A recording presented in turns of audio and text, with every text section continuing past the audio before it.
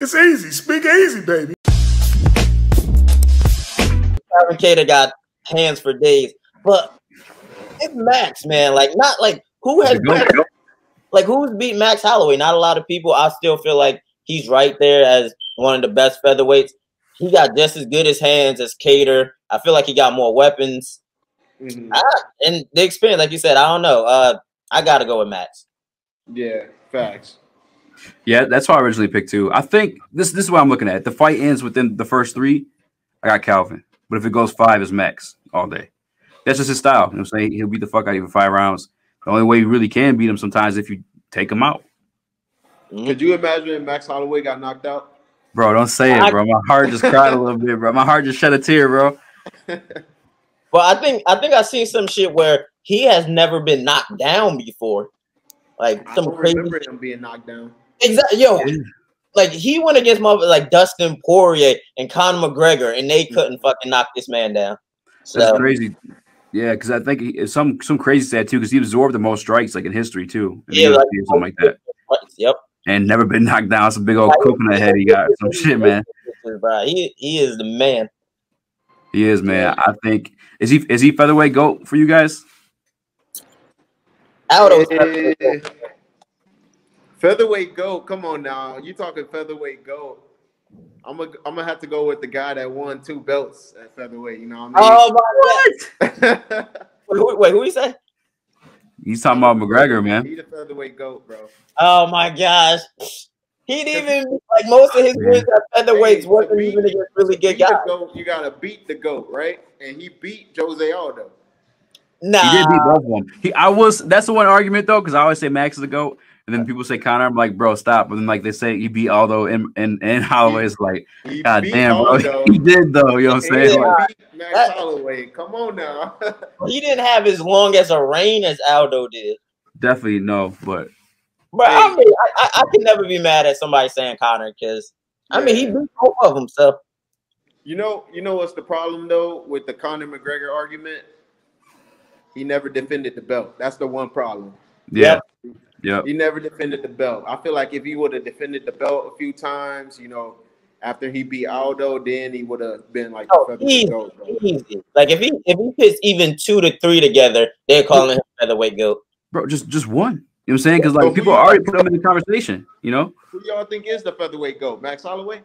I got Max personally, yeah. I got Jose, man. 10 years. I'm somebody who counts the WEC. He put away a lot of motherfuckers in the WEC.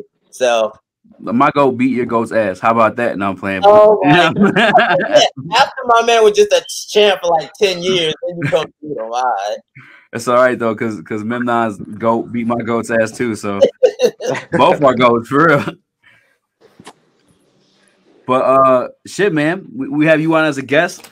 I definitely want to ask you some questions, man. What got you started in MMA? How long you been training and preparing to fight? I'm 22. I've been training since I was like, as far as MMA go, I've been training since I was 12 years old. But I did Taekwondo when I was 8 years old. So I've been training for a minute. I've been fighting since 18 years old. So 3 years in competition. Yeah, but I've seen like your older highlights, man. And when I looked on your Instagram, I'm like, yo, dude, you're 22 and you already have it already looks like a lot of experience. Yeah, bro. I got a lot of fights, man. I've been in a lot of fights, sanctioned, unsanctioned. That's why my old bio used to be street, cage, or ring. But like you can see like people who've gotten in a lot of fights, they have a certain poise about them. Like when they in there, like, you know, you don't react to punches the same way. You don't, you know, get like that adrenaline kind of excited. You seem very comfortable in there and very like methodical, like you're actively setting up things. Oh yeah, that's just the more you've been in the cage or, you know, competition, any type of competition, the more you start to be aware of what's going on in there. You know, you start to see things a little bit faster. You start to just be conscious more in there. Some people, when they're super green, they're going 200 miles per hour and then they burn out. You know, me, I'm just I'm just comfortable. I see what comes, and I take the opportunities as they come inside there. Is it the same way for you in a street fight? Because I know sometimes street fight situations are different. It's like heated, like in the moment, or like situations like that. Really, I wouldn't know because I haven't been in a street fight since I was a kid. But yeah, as a kid, I still was on pretty much just some. I don't know. As street fight, I don't know. That was a long time ago. I don't want to talk about them. He said, "I put that in the past, man." Yeah. I ain't going back. I'm a role model for these kids now. I can't talk about right? that. There you go. Yeah. So because you obviously stopped, fighting in the streets and stuff like that when you were a kid. Did that start after you started training Taekwondo? No. I was still in street fights way after Taekwondo. It started when I started training MMA.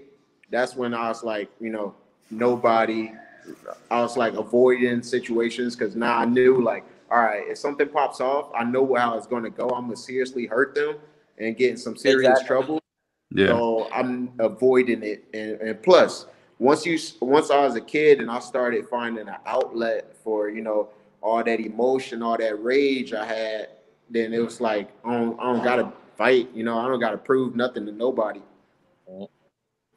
Right, yeah, that's what it does to you, man. It definitely mellows you out, man. Like it's hard to go into the gym and punch and get punched like for like 2 hours and then like still be fucking amped up. You kind of relax. Yeah, I've yet to meet a person like that. Go in the gym, have a crazy 2-hour workout, and they're still pissed off or upset about whatever they're going on about in their life. Yeah, what I also like too is like the camaraderie of it. Like even just jujitsu, I'm saying like that also like get you out of that mode too, because everyone's there to progress and like get better and shit too. It's like I don't know, it's a good place to be at. I feel like all kinds of gyms. 100%. No matter what type of whatever exertion of yourself you're doing, jiu-jitsu, wrestling, playing basketball, whatever your physical activity is, everybody needs that outlet, Yeah. Of course, man. Yo. Well, I got a question, man, because I always love hearing, I have a story, Rico has a story, everybody has a story. How did you find out about Streetbeefs and how did you get involved? Because anytime I meet another fighter who does street, I'm like, bro, how did you find out about this? It's like Kumite, Like, don't talk about it.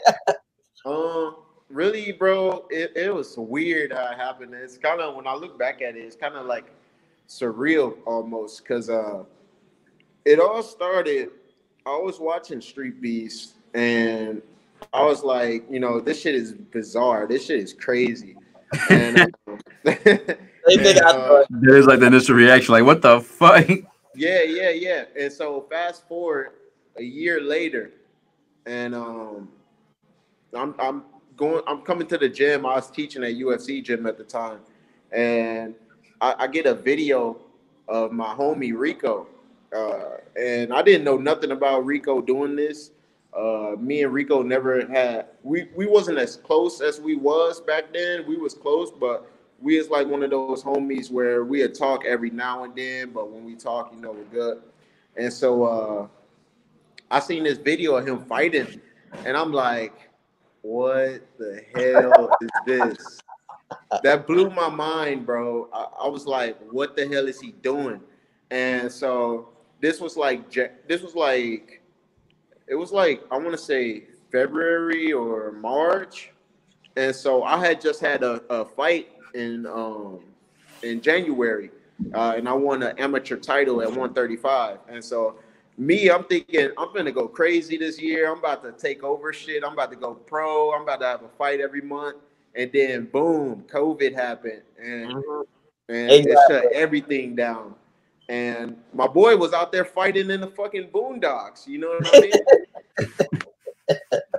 So, long story short, my mentor, DeRay Davis, he's a former Bellator fighter, he fought everywhere.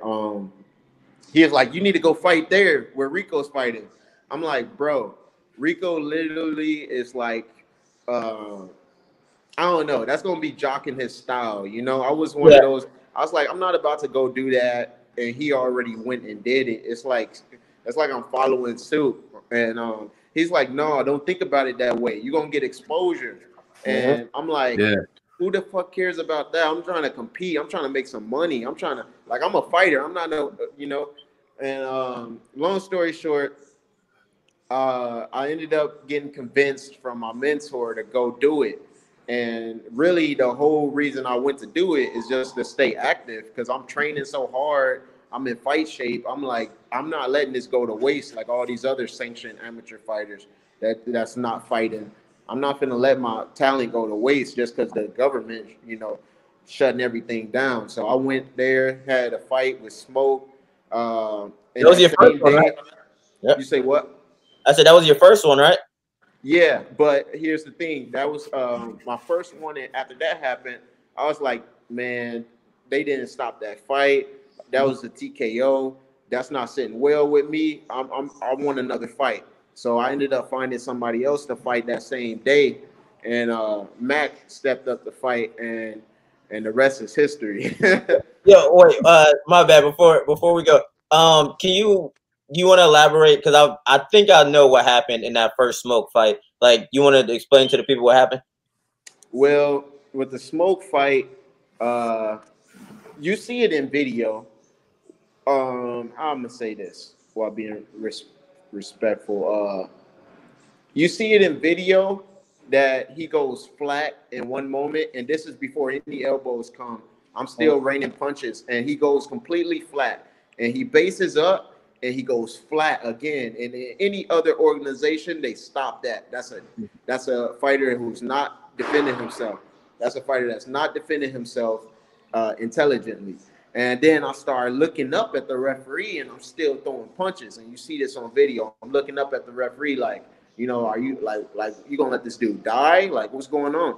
And long story short, I find out like they all like train together. So yeah. Smoke is like real close with Corey and, you know, Face and all them. So I get it. They wanted their fighter to like have a chance, but once he was flat, that fight should have been stopped. And then also, you're not intelligently defending yourself if you're giving your back like that, and your only defense is like this. Yes, and that's like, no matter how I hit you, it's going to be an illegal shot if you're just giving me the back of your head, you know? Yeah, I'm gonna be honest. I seen it. It was very reminiscent of John Jones versus Matt Hamill. Like, is this the one? Yeah, it's right here. Like, I'm like, dude, it was over, and like those shots kind of really didn't matter. It should have been over before that. Like right here, that's legal. That's legal. But there's a part where he gives his back, and when he gives his back, he lays completely flat. And right there, you see they should have stopped it. Not here, not here. Here is completely fine. Okay, let him keep continuing because, you know, he's not stopped. Yeah, he's fighting. Watch. And here I'm just thinking, control. Yeah. Yeah, but your elbows are nasty. Yeah, that's, oh my God. Oh yeah, right there. They could have called it there too. Right here. Watch here. Watch. Now watch. The ref in the face and beat his ass. He faces up, then he lays completely flat. Now watch. Flat. Stop that right there. Yep. Oh God. And then if you want to be technical, you can see I'm angling the elbows. Yeah, but he's angling the elbows. I start off at 12, but I'm angling them before they hit to 6. You know? Yeah, you look pissed off about it. And then I'm. They call it because of the elbows. Yeah, I'm not hitting the crown of the head. I'm hitting like by the ear. Behind the ear is completely legal shot. It's a complete legal shot. Was it labeled a draw? No, they gave us both wins. You know how Streetbeefs do. Yeah.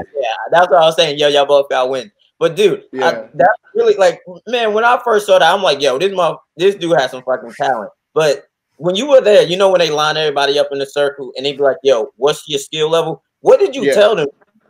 Because for them to give you Smoke as a first opponent, and Smoke has fought a bunch, like very experienced, like he went in there with some good people, like they must have been serious. I told him straight up. I wasn't one of those guys that's like, hey, give me the best guy you got. I just went in there. I told him straight up, I'm very high level. I'm very experienced. I got at the time 9. I got over 9 fights, and whoever you give me, just take all that into account. But they gave you a good guy, man. You ran through him, man. That's what I knew off rip. Because usually when they bring newer people in, they go against another 0-0 guy, and you can't really kind of gauge how good they are because you don't know how good the opponent is. But when I seen you do that Smoke, I was like even how you flowed and like how you got to certain positions, how you picking your shots. I'm like, yo, this guy's really high level, and to see them match you up with Smoke your first fight, I'm like, yeah, this guy's really good. I appreciate that, bro. The level of fighters that you face the Streetbeefs, how would you compare them to the people you fought at the amateur level? Is it the same, or is it like less than what you've been through? It's really hard. That's a great question. But it's really hard to take that into account when you realize that the person I was fighting as an amateur and fighting in Streetbeefs is 2 different people. Like I think all of my last amateur fight that was sanctioned was in January of 2020. And before that, I took a 6-month hiatus and barely fought any fights in 2019. And that 6 months off really changed me. And I showed that change in me as a fighter when I came back in January and won that title as an amateur. And then each Streetbeast fight, I was improving. I was like improving. Even right now, I'm improving every day in practice. Like I legit feel like a Super Saiyan. It sounds crazy, but I feel like a Super Saiyan, man. Every practice, I'm feeling stronger and faster. And then, but yeah, to answer your question, it's really no difference. I feel like the opponent really don't matter. It's you as a fighter, and it's you that you're fighting in there. You know what I mean? Eventually, you're going to fight everybody. If your goal is to be in the UFC or UFC champion, everybody you fight is going to be tough. Everybody you fight is going to, be durable, but it's going to be up to you. So I focused on changing myself, and I feel like even now, the fighter I am now, if I fight, and I just fought like 2 weeks ago. If I fight the guy, if I fought the version of me that fought Viking right now, I feel like I would murder him, That's fucking dope. Yeah. I mean, that's crazy, man. And just to throw a little insight in that, man, dude, like you, like I train at like a pretty like good gym and like your stuff. I legit asked my coach, like your coach, like pro fighter and all of that stuff. Like, what do you think of the competition out there? Because you want to know like what you're doing and how to gauge it. And he obviously, like he said, somebody who we both fought, Viking, he would be a pretty good amateur. So, like if he's at that level, dude, look who it is. Like they got people like Rico, they got people like Country Hoodlum. They got some really good guys there. So, it's they got a lot of guys, and they got a lot of guys that's like could be really good amateurs. They just need the direction. You know what I mean? And you could tell they have no direction. Guys like me, guys like Rico, guys like Baby Hope, we got direction, and like you could tell that we're trying to eat off of this, There's no play out here. That's how I got connected with Hulk, because like that was the first fight I watched. I was like, yo, this dude like knows like what's going on. He knows what he's doing. I'm saying like, stop the fight. Well, speaking of that, like that's a good segue. We talked about your first fight. Let's talk about your last fight, man. Like that was a very impressive finish, very quick. And dude, fuck, you pit motherfuckers away quick. Like, can you run us through that fight? What was going through your head? And definitely run us through that finishing sequence, because every time I show anybody that shit, they like, ooh. So here's a funny story. Freaking Rico and his girlfriend was getting in the elevator at our hotel room we booked, and they got in the elevator, and I was carrying my bag or whatever. I was dragging ass, and I got in there late.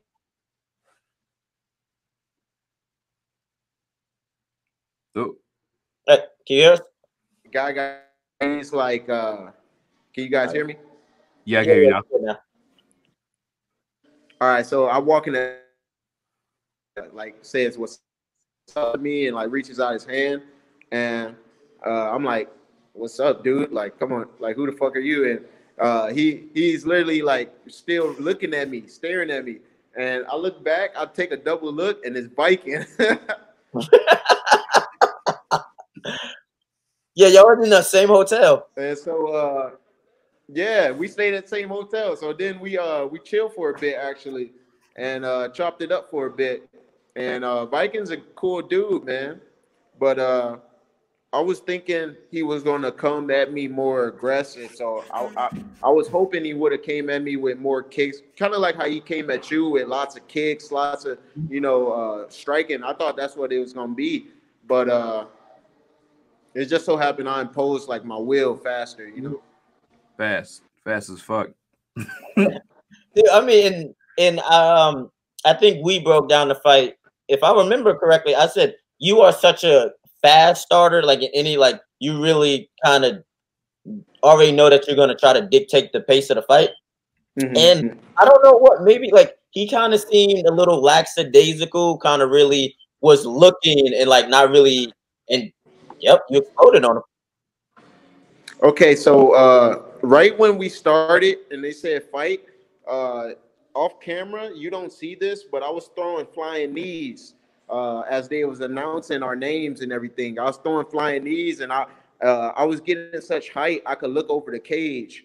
And damn, I looked over the cage. I seen as I was throwing the flying knees, I could see like Iraqi assassin's girlfriend who was recording the GoPro. And I like literally was like over her head, and I was like, "Yeah, I'm finishing the fight with this." But I didn't get to pull it off how I wanted it to go, just because like, he like crumbled under that hook, that left hook. I finished, boom, right there, that hook. Yeah. And so, but yeah, as the fight started, I kind of knew what I wanted to do already. But I didn't know how it would go about, because a fight is unpredictable. You go in with game plan, but you really you're supposed to flow with it. Flow like water. But as soon as we start circling, like if you start the fight from the beginning, we circle for like a few seconds, and then I was like, all right, he don't want to be in there.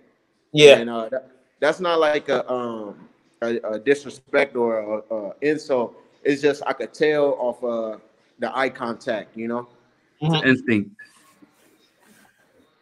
Like we circled, and in that first few seconds, I was like, all right, he's not going to engage, so I'm going to engage, and that's how I kind of could dictate that. In all honesty, like I know you sound like you had a good interaction or anything like that. Do you think any way he was maybe intimidated by you? Because man, you put a lot of motherfuckers away, and everybody knows you're not going to be like a fun night at the office. Do you feel like he might have been intimidated by you? I'm not in his head, so I don't really know, but yeah, I would say I would say so, but I don't really know. I had a real quick question too, just because you have like one of the most unique nicknames that I've heard in a while when I came across it. And I did hear the breakdown of it a little bit on another interview and podcast you did, but can you break it down for our listeners? All right, so Memnon Warrior is a name I was given to when I was wrestling in high school by my granddad, and he put me on with the Memnon Warrior. He's a black god of war. It's Greek mythology. He made Achilles bleed, and he took out armies of men and armies of warriors with only 2 blades. So he's pretty much just like a black badass with tons of Greek mythology stories and stuff that I'm gonna tell one day when I'm retired from the UFC and into the movie industry.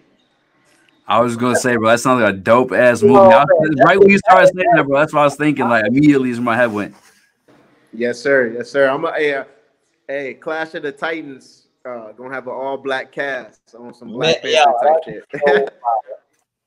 But yo, if you was cast in the lead the lead person in that movie, who would it be right now?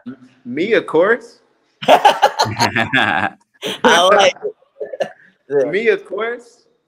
That's the best. You know I wear the Bruce Lee shorts, brother. I'm on my Bruce Lee shorts. The only difference between me and Bruce Lee is I'm actually gonna compete. Bruce Lee, he competed, but he, you know, just because of the time he died, he was born in a strange time, bro. He was born too early, so he ain't had none of this. We got, you know, we got the greatest opportunity ever to showcase our self-expression and our martial arts and our skills as a fighter. You know, Bruce Lee was one of the founding fathers of MMA with Jeet Kune Do, the art of the intercepting fist, hitting and without getting hit.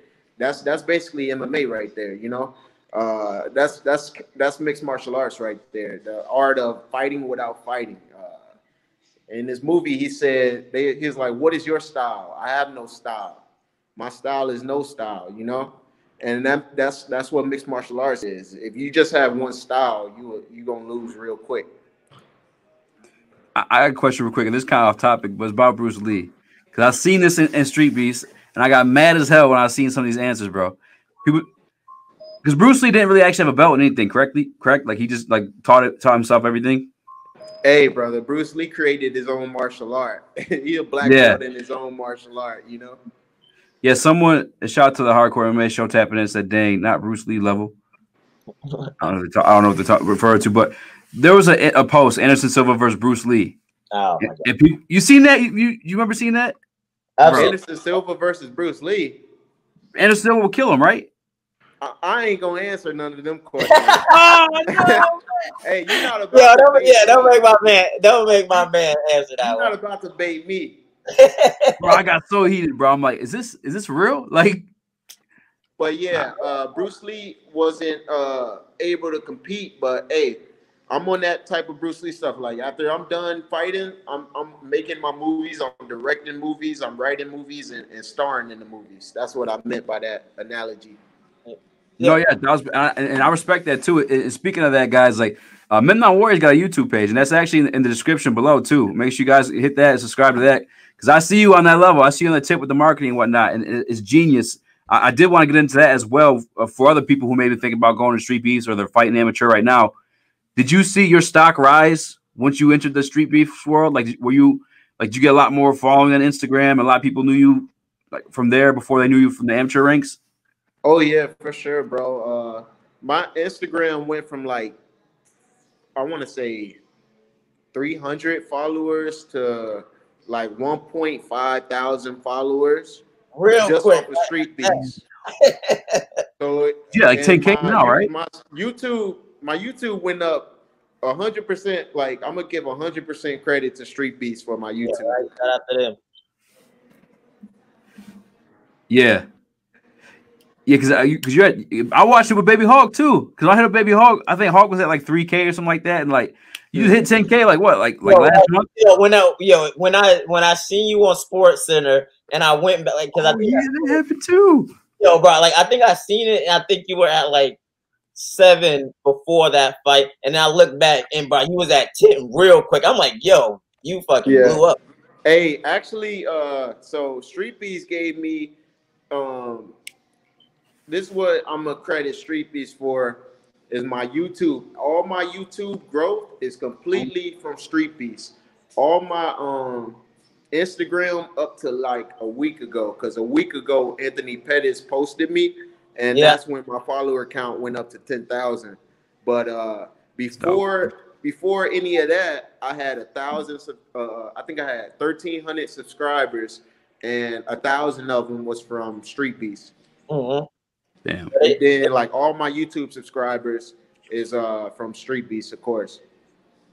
Bro, I was gonna say, man, I know you know this, man. That Streetbeast crowd is, bro, they support you like a motherfucker. Hey, it's a cult, bro. It's a cult. No, it's crazy. Like, I see you from Streetbeast, man. I love yo, it's crazy. Like the fan love people have for Streetbeast. Like, they go far and beyond, man. They send great messages. They show mad love all the time. Hey, you know what I was like surprised to see though? What?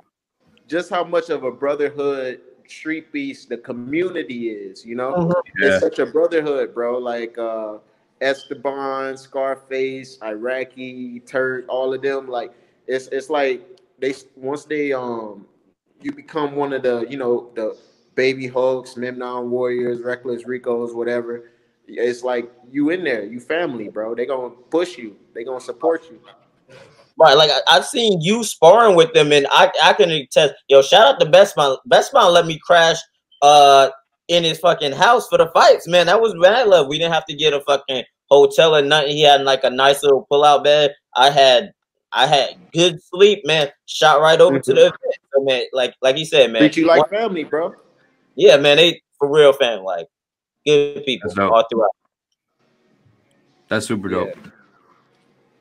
That's why I said in my video after Black Goku fight, I was like, even when I'm in the UFC or PFL or, you know, wherever I tend to go, I'm gonna still rock with Streetbeefs. You know, I hate that it gets such a bad rep just because it's in the backyard. But just because it's a backyard don't mean we're only backyard fighters. Like there's people chasing their dream in there. You know what I mean? Mm-hmm.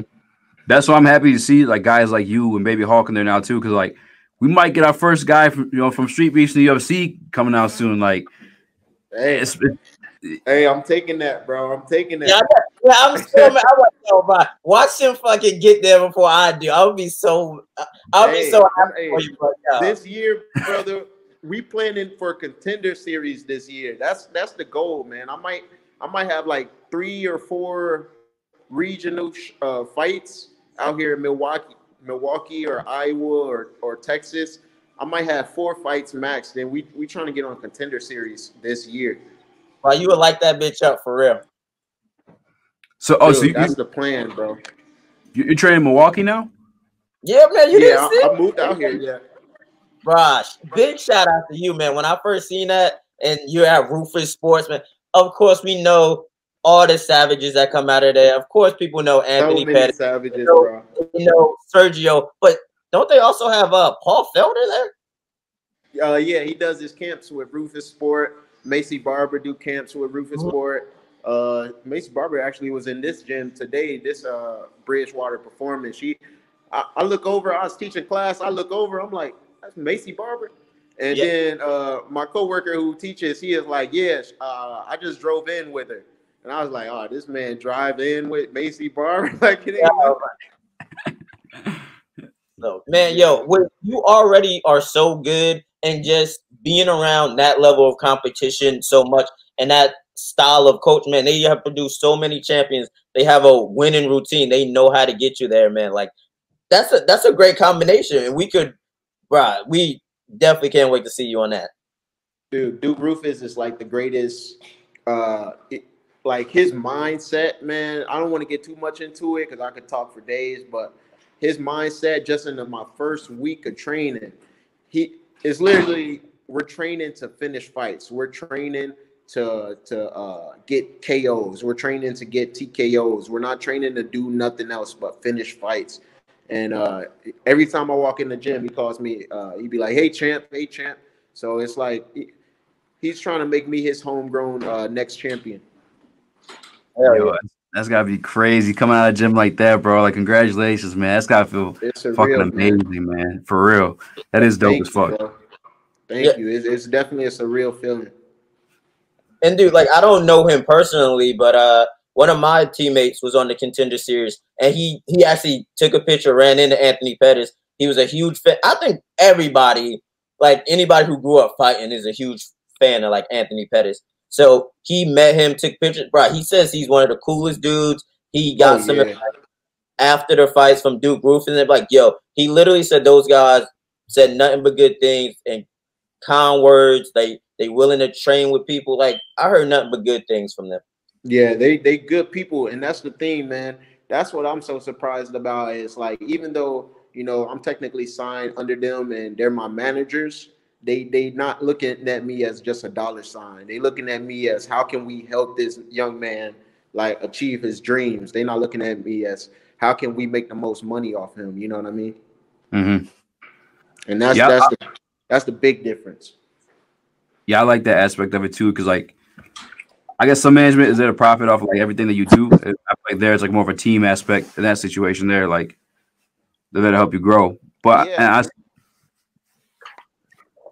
100%. And then I'll let you get going too, guys. I see you gotta get going. I did want to ask you, because since you are taking this step into the pro world, what organization, like where should we expect to see the Memnon Warrior make his pro debut? Yeah, man. Showtime Fighting Championship. Okay. Is that out there? You know the man himself, Anthony Pettis, is my manager. He's gonna be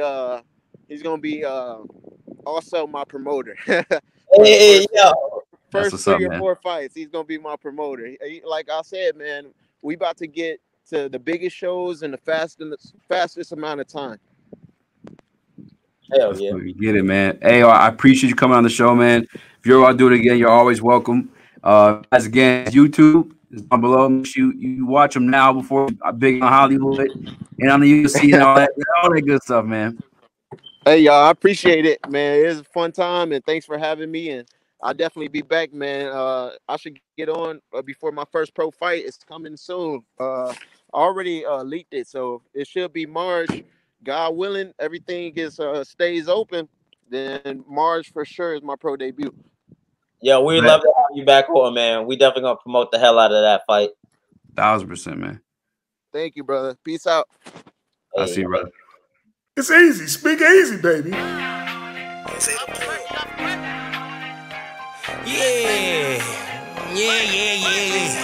I don't give a fuck. Work, bitch. Fuck you good off a perk. Get activated or get hurt. On guard. If you ain't active, you get murked. Bitch, I work. Bitch, bitch. I wanna see that ass.